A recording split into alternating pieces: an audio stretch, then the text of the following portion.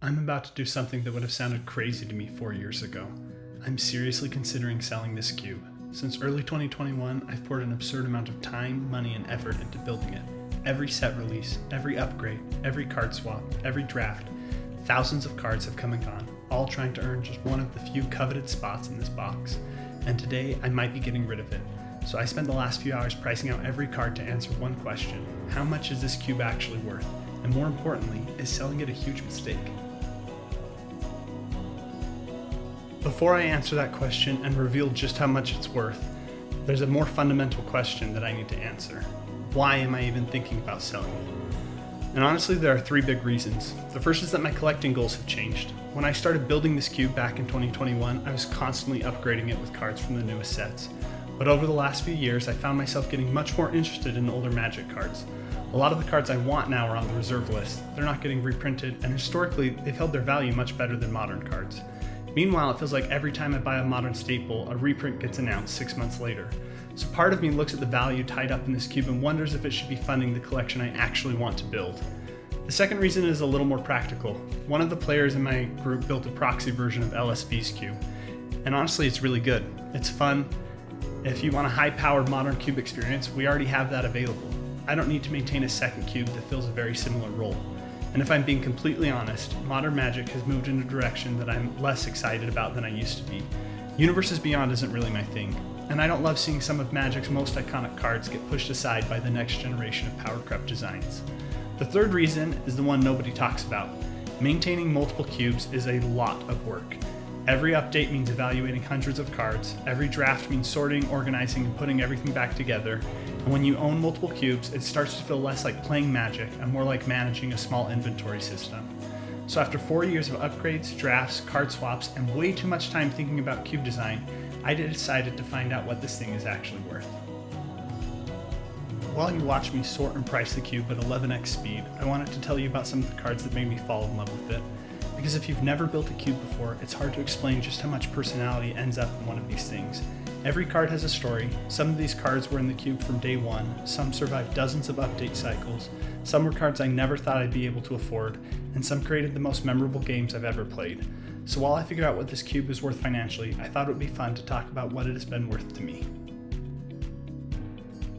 One of my favorite cards in this cube was Wrenn and 6, and the reason has nothing to do with its price. It was actually in the very first draft this cube ever had. I managed to draft what was basically the perfect Wrenn and 6 deck. I had Strip Mine, Fast Bond, and I had Wrenn and 6. And if you've never seen these cards together, Wrenn and 6 can return Strip Mine from your graveyard every turn, which means every turn you destroy one of your opponent's lands. Every single turn. And somehow I pulled it off in all 3 rounds. My opponents were trying to cast giant spells while I was sitting there destroying a land every turn and pretending I was playing fair Magic. To this day, when I think about the first draft of this cube, that's the deck I remember. Not because it was the strongest deck ever drafted, but because it perfectly captured what I wanted this cube to be. Powerful cards, broken interactions, and stories that people would still be talking about years later. Another card I'm going to miss is Yoshimaru, Ever Faithful. And honestly, I don't think many cube owners would ever consider putting that into their cube list, but that's exactly why I loved it. Over the years, I started noticing just how many absurd red and white legendary creatures Wizards were printing. Ragavan, Adeline, Felia, Ajani. It felt like every set added another cheap legendary threat that was powerful enough for cube. Then it hit me. What if Yoshimaru wasn't the payoff? What if all of those legendary creatures were secretly the payoffs for Yoshimaru? Suddenly this 1-mana dog wasn't attacking as a 1/1 anymore. It was growing every turn while I played cards I already wanted in my deck. And the best part was actually Karakas. Most people think of Karakas as a way to answer opposing legends. In this deck it became protection. If my opponent tried to remove one of my legendary creatures, I could simply pick it back up and replay it later, which meant more Yoshimaru triggers, more protection, more value. Then somewhere along the way, 4th Eorlinga showed up and gave the deck a ridiculous top end that could just end games out of nowhere. The whole archetype felt like discovering a hidden synergy that wasn't obvious at first glance, and those are always my favorite kind of cube decks. One card I definitely won't miss is Thassa's Oracle. Not because the card is bad, quite the opposite. One of my friends somehow drafted Thassa's Oracle in Demonic Consultation every single time he came to cube. I'm not exaggerating. It got to the point where I'd see him in the draft and immediately start wondering if Oracle was going to disappear again. And no matter how prepared I thought I was, I could never seem to beat it. Soon I was just hate drafting it, and I wondered if I should cut it all together. Every cube has that one deck that feels inevitable. For us, it was Oracle Combo. I still have nightmares. The last story is probably the best explanation for why I'm even considering selling this cube in the first place. A few years ago, I invited a friend to Cube for the first time.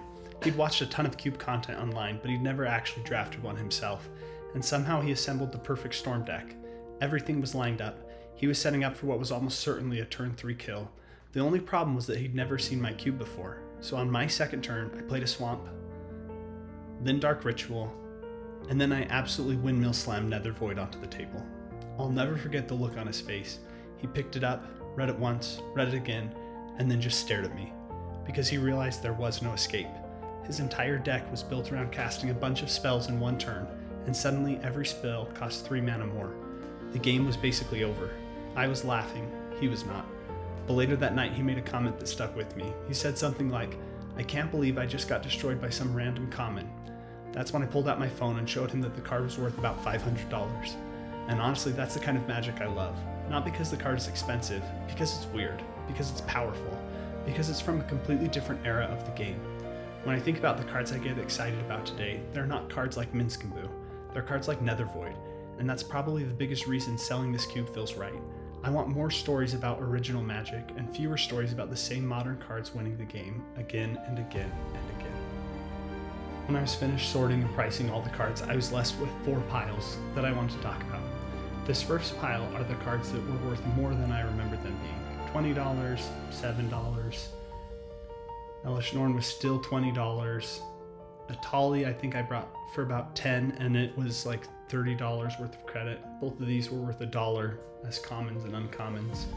This next pile are cards that were worth over $50. Force of Negation was in the 60s, Shieldred was over 100 because it's foil, Finale was 60, One Ring was 100, and this Chrome Mox was 200.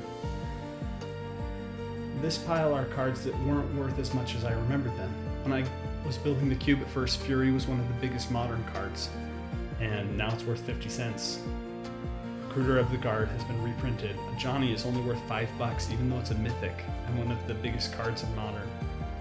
Mycosynth Lattice, I think I bought it for 60, it's down to 30. And that Ren and Stick still haunts me. I think I got it for 80 and it's now $5.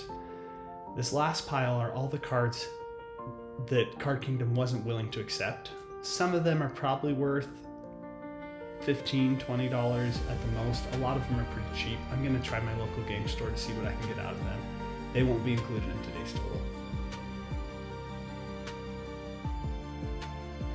So after pricing every single card in the cube, the final number came out to just under $2,500 in Card Kingdom credit. And honestly, that's more than I expected. It's enough money to make me seriously consider selling. But at the same time, this isn't just a collection of cards. This cube has been with me since 2021. It's survived hundreds of updates, countless drafts, and some of my favorite Magic memories. So now I'm stuck with the decision. Do I keep the cube that I spent 4 years building, or do I turn it into something else? Because here's the thing, even if I sell this cube, I still won't have enough for one of the cards I've wanted for years, Mishra's Workshop. To make that happen, I'd probably have to sell my Ornithopter Cube too, and that's where I'm struggling. The modern cube is replaceable, the Ornithopter Cube isn't. It's one of the weirdest things I've ever built, and some of my friends have told me it's their favorite cube they've ever drafted. So what would you do? Would you take the $2,500 and move on? Would you sell the Ornithopter Cube too and finally pick up a shop? Or am I completely crazy if you're even considering it? Let me know in the comments because honestly, I still haven't decided.